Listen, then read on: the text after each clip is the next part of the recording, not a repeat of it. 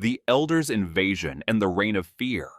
Mars, like a comet shot from the underworld, blasts through the frontier dome. This creates colossal explosions, turning the sky into a light show. Below, Jinbei looks up in pure terror. This seasoned warrior is visibly trembling upon seeing this aerial demon.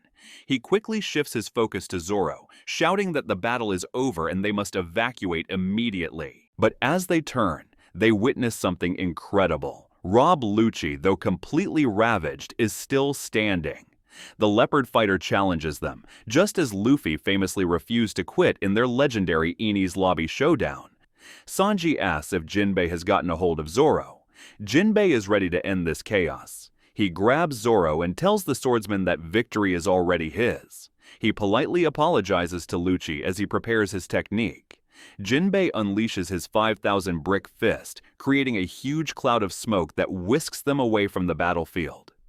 Lucci barely manages to stay upright against the hurricane-force winds created as they vanish, reverting to his human form. But immediately after, Mars appears before the CP0 agent Lucci, demanding he instantly reveal the location of Vegapunk York. Lucci is completely frozen in fear before this celestial nightmare. Lucci gives Mars a full tactical briefing. York is being held in the control room on the 4th level of Building A. He pulls out a black denmushi and gives the names of the 2 opponents who just escaped, also mentioning 5 straw hats and 2 Vegapunks planning to escape through the back exit on the upper floor. In addition, he adds that 4 Seraphim and 85 Cypherpol agents are also imprisoned on the lower levels, with only 6 minutes remaining until Vegapunk's broadcast. Mars praises Lucci for the detailed briefing as he hovers in the air. But as the winged god departs, Lucci panics, saying he has one final critical point. He sincerely reveals that his partner, Kaku, is severely wounded in the control center, pleading with the Elder to spare his life. Mars shatters these hopes, heartlessly stating the situation. It is difficult to save a single bug while destroying the entire nest. Back to the action. Luffy is excitedly jumping, thrilled to see his gigantic friends again. Our rubber hero is joyfully chatting with the giant duo next to the decapitated elder worm, saying it's been over 2 years since their last meeting. Truthfully, the giants barely recognize him. Brogy recounts that legends about the divinity Luffy represents are circulating in Elbaf, asking how he discovered this transformation. Our flexible captain is completely oblivious to what they are talking about. Warcury never expected to run into the giants on Egghead. Saturn calls this development a foul complication. The beast reminds Dory of the wild regions of Elbaf. Luffy informs his friends that they shouldn't fight right now. Evacuation is the priority. The giant warriors had received this message from Sanji during their voyage here. The cook had asked them to relay that everyone was gathering on the opposite side of the island.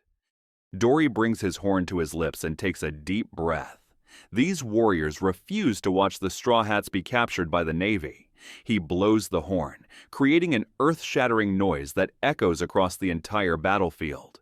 All other giant warriors hear this call. It means their leaders have found Luffy. The warriors cheer in victory, raising their weapons and prepare to return to their ships. Saving the Straw Hats is their sole mission, and Navy battleships won't earn them any bounty anyway. They laugh hysterically while the Navy soldiers tremble in pure terror. Warcury hates that they issued this retreat signal and chooses to respond with his own version. The demon pig wants to demonstrate how useless trying to escape will be. Luffy senses the danger even before the attack commences. The beast unleashes his conqueror's haki with a roar that resembles thunder. Luffy and his giant against this otherworldly scream. Trees and debris are scattered as if a hurricane has struck. The shock of the haki is so potent that even Luffy's hat, scar, pants, and sandals temporarily separate from his body. The impact spreads far beyond their battleground.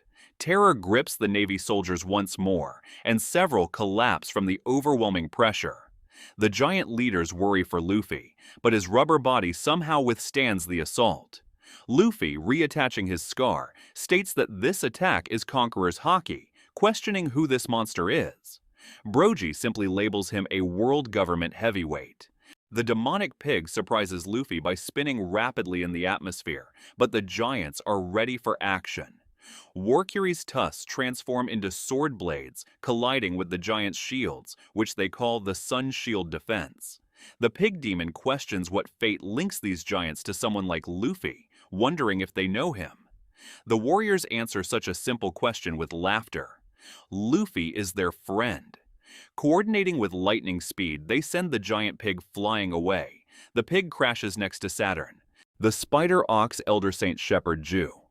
Peter takes a deep breath, recognizes his position, and fires a storm of dark projectiles. He proclaims that he will be erased from the pages of history, along with Luffy. Noticing the incoming attack, extending a giant gear third arm, he uproots a palm tree and quickly carves it with his teeth into the shape of a baseball bat. Then, grabbing a bucket of paint, he coats the bat in shiny golden paint. He puts on a helmet and prepares for the perfect swing. As the poisonous spheres approach, Luffy acts. He smashes them all simultaneously right back where they came from, bursting into laughter, telling them to enjoy a taste of their own venom. The elders certainly didn't expect this, but a shocking development occurs. These returned attacks turn into multiple explosive clouds.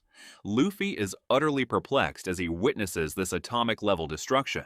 Several giant crew members inform their leaders that these flames will block the forest path.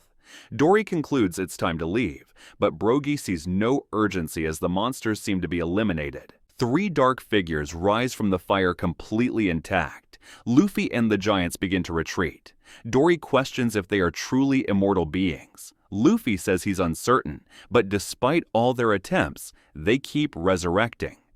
Brogy notes he has never encountered any species or power that grants such abilities. Even though they are fleeing, they view it as a victory. Nami and the crew are ready on the Sunny, telling Jinbei and Zoro to hurry up. Jinbei confirms they are heading that way, but Zoro argues they'd arrive much faster if they could just run normally. But everyone who knows Zoro knows that if Jinbei leaves him alone, he'll be lost in another anime in the next chapter. Bonnie reaches the giant pirate ship, but danger awaits her. Vice Admirals Pomsky, Guillotine, and Red King are positioned to eliminate her. At the same time, Sanji continues running while carrying Dr. Vegapunk, and Mars suddenly appears before York, demanding she reveal the location of the rune displayed on the screen. This noisy woman bursts into tears as the demon speaks, questioning who he is and begging him to leave. Navy personnel gather around Kizaru, asking if he's injured and offering medical aid. The Admiral, still concealing his eyes, admits his wounds are much deeper. He just wants rest. This situation brings to mind his being forlorn due to the conflict in his sense of justice, knowing he has lost almost all the friends who brought joy to his life. But there is a more pressing development. On the northwest coast, something much larger than even a giant has emerged. This ancient machine glides through the flames like harmless water droplets. After centuries of slumber, the ancient iron giant has finally awakened, apologizing to Joy Boy. The Gorosei believed this machine was destroyed ages ago. It had nearly razed the Holy Land. Due to Luffy's presence, they will have to face this terror once again. Based on everything we have witnessed so far, we see that Saturn controls poison abilities, Mars controls electricity, Warcury controls fire, Nusjuro controls ice, and Jupiter controls earth elements.